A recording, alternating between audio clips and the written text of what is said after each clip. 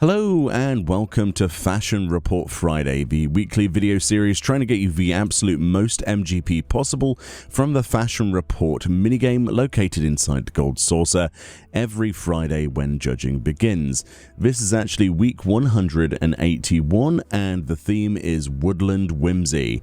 The clues include natural beauty for helm, Near Eastern nights for your body, tooth and nail for your hands, and fringed and footloose for your feet.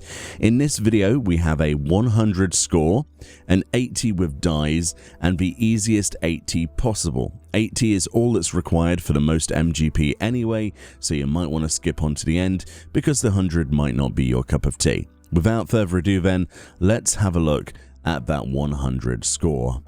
Alrighty then, so as you can see we look a little bit like a stablemade sort of thing, and that's no coincidence. There's our 100 score, and you'll see that the helm that I used today for the 100 is actually the stablemade's hat.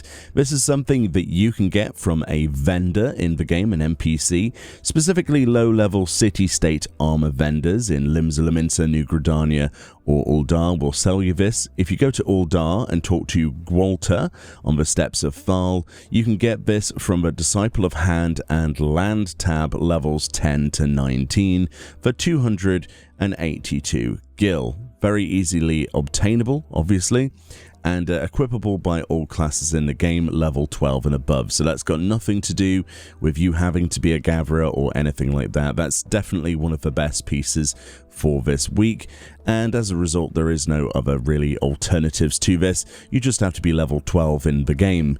Pretty easy to get to level 12. So for the chest then, I went for the Married Leather Bolero of Crafting. This is actually something that is equipable only by Disciple of the Hand, level 68 and above. You can get this from a particular NPC as well. Muto, the NPC in Kagane in Stormblood, will sell you this for 33,000 900 and something gil, if I remember correctly, or you can craft this with Leatherworker. Alternatives that will work to this slot include the Married Leather Bolero of Gathering as well, the Favnerian Bustier, which is a Weavercraft equipable by all classes and levels in the game, and the Favnerian Bolero. Those will all work for gold rating, so whatever you have lying around or what's more easily accessible for you is definitely going to change depending on your level and what you have unlocked. Personally, I went for this because, yet again, it's another vendor purchased item. It's just, if you haven't got a Disciple of Hand at level 68 or above, you're going to have to go for one of the other alternatives. For the gloves then, I went for the Claws of the Beast. This is something that's quite popular in terms of glamour anyway, so most people probably have this. This will cost you 30,000 MGP to purchase from the Gold Saucer Attendant in the actual Gold Saucer itself from Prize Claim 1, and then the armor tab right at the bottom of the screen there on this list. But this is a good investment because this does come up quite often in Fashion Report, so it might seem like a lot of MGP to put into something to only get, you know, a bit of MGP out of Fashion Report, but if you plan to do this multiple weeks, then this is a good investment in my opinion. There are no real alternatives to this that I can think of right now. For the boots then, these are the Dalmolskin Fringe Boots. These are equipable by all classes in the game, level 55 and above. You can actually buy these from an NPC if you have access to it. Norlays in the Pillars of Ishgard will sell you these for 12,572 gil, I think it is. Yeah, something like that. And yeah, that's a fairly affordable thing to get, equipable by all classes in the game, level 55 and above. And you, of course, can craft these as well, so you'll probably see them on the market board. Alternatives to this include the Serpent Skin Fringe Boots, which are purchasable in the Azim Steppe, and the Gargana Skin Fringe Boots will also work from Muto, the same vendor that I got the Dalmor Skin ones from as well, although they're a little bit more expensive rather, so, you know, get the cheapest that you can. And that's pretty much the 100 score, so apart from the chest piece, you could swap that out for the Favnerian Bustier or the Bolero, and this is equipable by all characters in the entire game, and the limiting factor would be level 55, which isn't too bad, is it? So there we go, that's the 100 score. So let's move on to an 80 with dies.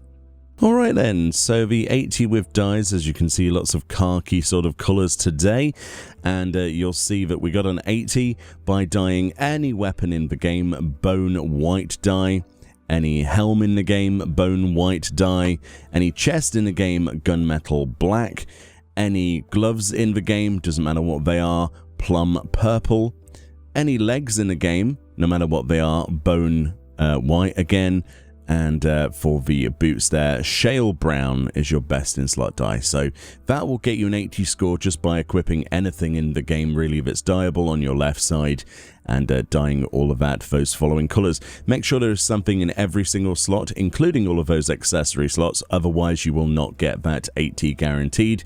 Very simple. Very easy, and a lot of those dyes are vendor purchased. The only one that's going to be a real problem is probably the gunmetal black for most people. It's quite expensive on the market board because of course the only normal way of getting it is through Sky Builder scripts, which are 500 of them. So anyway, that might not be everyone's cup of tea, but it's pretty good compared to some of the other weeks. But let's move on to the easiest 80 possible. So for the easiest 80 possible then, there's our 80 score, our guaranteed 80 score.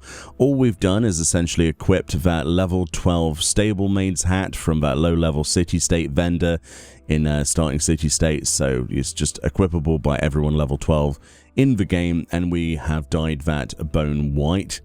Then I've essentially got any legs in the entire game and dyed those bone white, just by having that dye on some legs, and the stablemaid's hat dyed bone white as well. Basically 3 options there if you think about it. That equates to 80 score, as long as there's something equipped in every single one of these slots.